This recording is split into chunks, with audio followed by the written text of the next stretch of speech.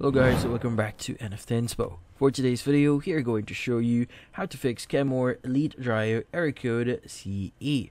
So if you're interested, let's start the tutorial. So there are a few steps that you could do here to probably solve this issue. So one of those is to identify the error first. So when you see the CE error code on your Kenmore Elite dryer, it means there's a communication problem between the interface and the control board. Now, power surges, clogged vents, and faulty thermostat doors or a defective control board are common culprits for this error. Now, what you need to do is you need to reset the dryer. Unplug the dryer and wait at least 5 minutes before plugging it back in to see if the error persists.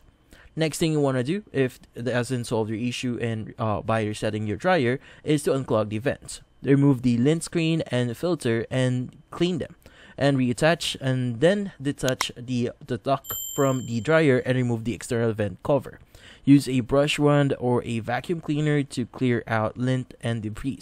Reassemble the vent and check for the error. Now, next thing you want to do here is you want to maybe replace the thermostat. Now, if the error persists, unplug the dryer, remove the rear panel, and locate the thermostat. Test its resistance and replace it if necessary, and by following the manual's instructions.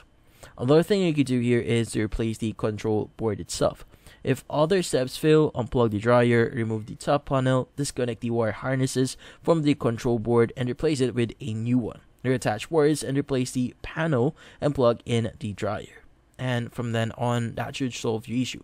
But in some cases, if that doesn't solve the issue, you might need to consult with a technician that specializes in Kenmore Elite dryers. But in this case, that's about it.